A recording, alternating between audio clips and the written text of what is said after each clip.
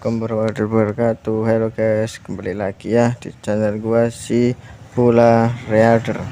Oke guys, di video kali ini sebelum kita membahas lainnya, jangan lupa like, komen, dan subscribe ya guys ya.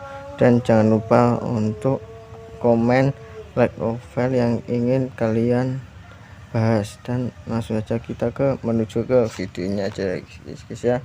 Let's go. Ini karena jumlah besar energi yang dikandungnya, inti penjara bawah tanah juga menarik gerombolan monster yang haus kekuasaan yang dianggap seperti satwa liar di dunia ini. Dengan kata lain, untuk penjara bawah tanah, semua orang adalah musuh kecuali terbukti sebaliknya. Akibatnya, untuk melindungi diri sendiri, penjara bawah tanah akan memanggil seseorang untuk mengelolanya dan meningkatkan kemampuannya untuk bertahan hidup melalui simbiosis. Katanya tampaknya menjadi nama permainan, dengan tuan yang dipanggil mengambil mantel perlindungan dan penjaga bawah tanah mereka.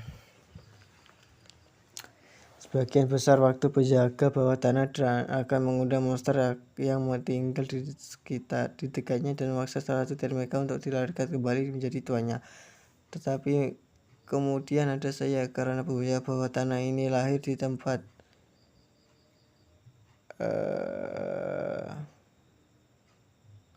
dengan konsentrasi mana yang sangat besar, yang sangat tinggi, itu akhirnya memiliki kekuatan yang lebih banyak daripada ruang bawah tanah lainnya. Itu telah menggunakan sebagian besar kekuatan itu untuk memanggil tuan yang cocok, dan ternyata adalah aku, atau lebih khususnya lagi jiwa yang kutinggalkan setelah aku mati di bumi. Kurasa itu berarti aku menjadi raja iblis yang lebih baik dari manusia. Agak kacau jika aku bertanya kepada saya.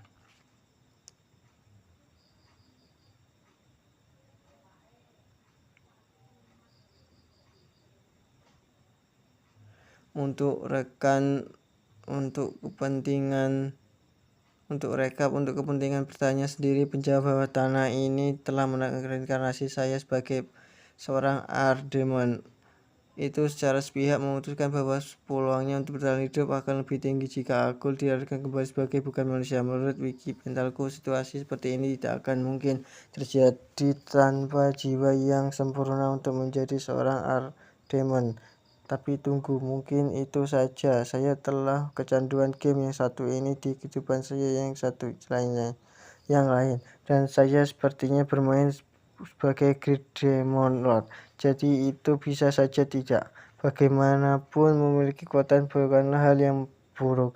Berdasarkan info yang tertanam di otakku, saya tahu di dunia ini jauh lebih berbahaya daripada bumi. Ada banyak balapan yang juga berarti banyak peran ditambah fakta bahwa Raja Iblis tingkat rendah yang bodoh berlarian membunuh manusia tanpa pandang bulu, dan itu berarti kebencian gila yang ditujukan kepada Raja Iblis pada umumnya. Pada dasarnya, karena aku terlahir kembali sebagai salah satu dari mereka, aku membutuhkan sedikit kekuatan yang bisa kudapatkan untuk meningkatkan kesempatanku bertahan hidup di sini.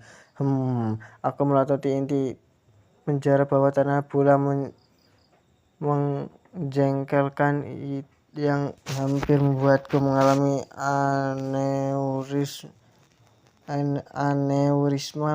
Rupanya memiliki kekuatan penjaga bawah tanah secara besar-besar mempengaruhi kemampuan tuan pada tingkat intrinsik. Jika penjara bawah tanah mati, begitu juga tuannya, karena penjara ke bawah tanah menyerahkan sebagian besar sumber dayanya kepada tuannya. Jika tuannya mati, kekuatan penjara bawah tanah melemah secara drastis, yang pada akhirnya menyebabkan kehancuran juga. Singkatnya, nasib kami terikat. Sialan, betapa sakitnya di dunia ini. Dari semua tempat saya bisa berakhir. Kemudian lagi, jika penjara bawah tanah tidak ada, saya tidak akan hidup kembali. Sulit untuk marah karenanya. Aku dengan hati-hati mengulurkan tanganku ke arah bola itu dan mengikat permukaannya. Tidak ada rasa sakit kali ini. Itu benar-benar jantung keduaku sekarang ya.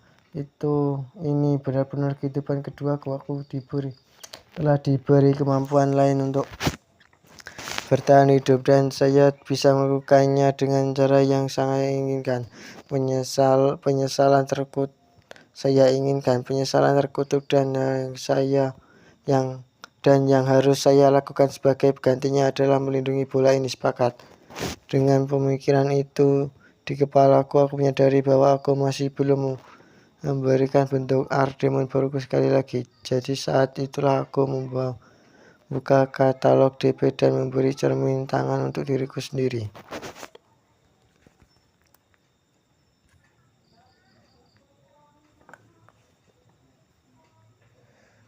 Dan hari baru pun tiba. Istirahat malam yang baik membuat kepalaku pusing, jadi aku menyimpan futon di inventoriku lalu membuka katalog DP untuk mencari barang yang untuk dimakan untuk sarapan.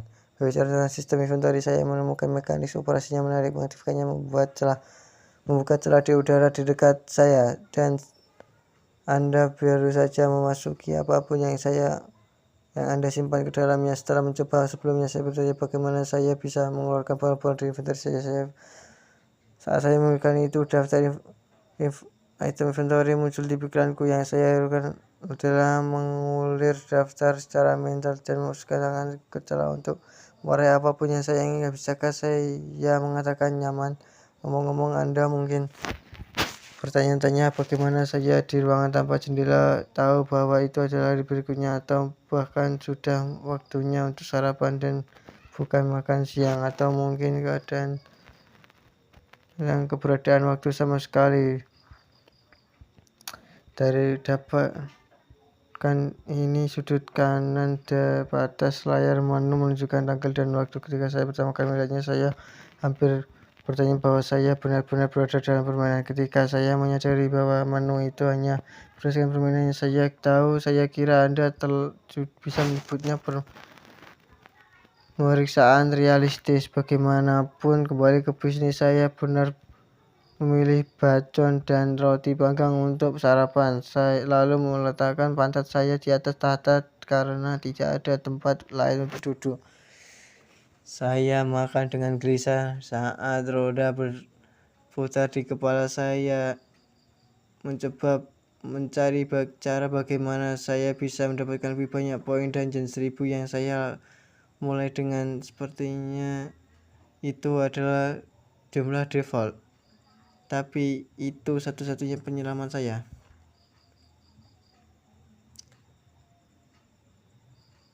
Jika memang itu membuat saya agak cemas bahwa satu-satunya arah yang dituju nomor itu adalah turun, ada 4 cara mendapatkan lebih banyak DP. Memiliki monster yang tidak saya panggil di wilayah dungeon. Monster yang lebih kuat memberi lebih banyak ADP. Membunuh penyusup di wilayah dungeon. Penyusup yang lebih kuat memberikan lebih banyak ADP. Mengubah melihat monster atau item lainnya menjadi energi di wilayah dungeon. Item yang lebih kuat memberikan lebih banyak DP, dan regenerasi pasif dungeon yang kuat menghasilkan lebih banyak DP. Melihat opsinya saja sudah jelas bahwa cara paling aktif untuk meningkatkan DP saya adalah melalui monster. Tampil ironis bahwa dungeon telah memanggil seorang penjaga aku, jadi itu tidak akan dibunuh oleh monster, tapi kemudian Dungeon Lord aku harus mengandalkan monster itu untuk mencari nafkah. Ini pasti survival of the fittest dalam aksi mengingat penjara bawah tanah itu hidup juga. Lingkaran kehidupan benar-benar tak terhindarkan ya. Dan untuk opsi keempat, generasi pasif, saya harus mendapatkan 1 poin bawah penjara bawah tanah setiap 3 jam. Itu adalah jumlah yang sangat kecil sehingga tidak mungkin aku bisa mengandalkannya, terutama ketika saya tahu apa yang akan terjadi ke depannya. Aku tahu aku harus menyiapkan dungeon secepatnya mungkin agar mereka berdua bisa selamat, dan tapi ada beberapa hal yang masih aku perlukan ketika aku bisa melakukannya. sebagai permulaan apa sebenarnya dungeon dan lord itu, dan apa yang orang lain pikirkan dengan mereka. Aku akan membantu jika aku tahu letak kebenarannya dari tanah itu. Juga saya harus belajar sebanyak mungkin sebelum saya bergerak, dan saya harus melakukannya dengan cepat. Oh, itu seperti melakukan riset pasar gila, karena aku mengingat sesuatu seperti itu dari dunia lamaku.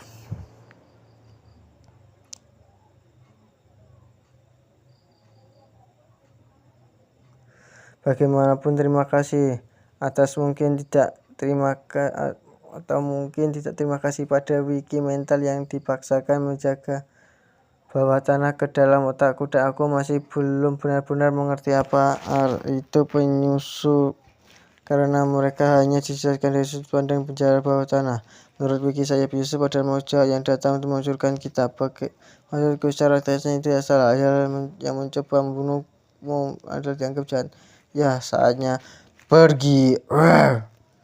Menelan suapan terakhir dari sarapanku, aku membersihkan roti dariku, lalu mengalihkan pandanganku ke satu-satunya pintu di ruangan itu. Untuk saat ini saya perlu memprioritaskan pelajari apa yang ada di luarnya. Saya takut dan penasaran pada saat yang sama, tetapi saya tahu bahwa tidak ada yang akan berubah jika saya tidak mengambil langkah pertama. Setelah saya bermain-main sedikit lagi di katalog DP untuk siap, saya berdiri dan mulai berjalan melintasi ruangan dengan sangat hati-hati. Saya mendekati pintu yang mengesankan itu. Saat mendekatinya, saya melihat persetan sebuah gua besar terbuka di luar pintu. Stalaktit sebening kristal yang tampak sangat tua menjuntai di atas dan memantulkan cahaya yang masuk dari celah kecil langit-langit.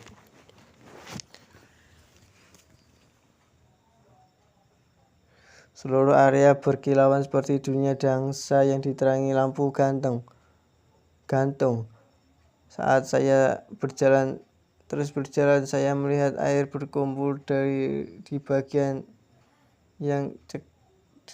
gua yang cekung. Itu sangat jelas dan murni sehingga saya bisa melihat langsung ke bawah. Pemandangannya hampir membuatku merasa seperti berada di negeri dongeng. Setelah memastikan tidak ada orang lain di sekitar, aku melihat ke arah pintu keluar gua, tidak pintu masuknya. Di mana aku bisa melihat sinar matahari bersinar. Langkah kaki saya bergema saat saya menuju cahaya itu. Saya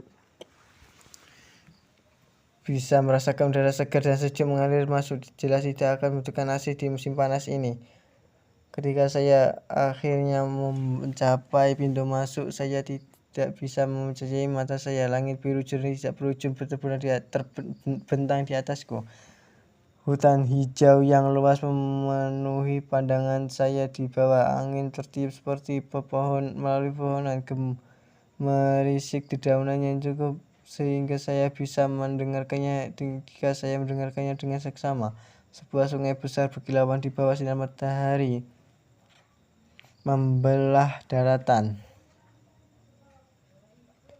dengan cakrawala yang tampaknya berlangsung selamanya. Pesta visual tidak berakhir di sini. Tidak lama kemudian saya menemukan barisan pegunungan menakjubkan yang menembus awan, dan di kejauhan mengintip warna biru yang berbeda tetapi tidak kalah megahnya. Laut terakhir di tepi langit ya tak berbatas yang tampak seperti sebuah pulau. Sebuah air terjun mengalir darinya, sinar matahari menembusnya dan menciptakan pelangi.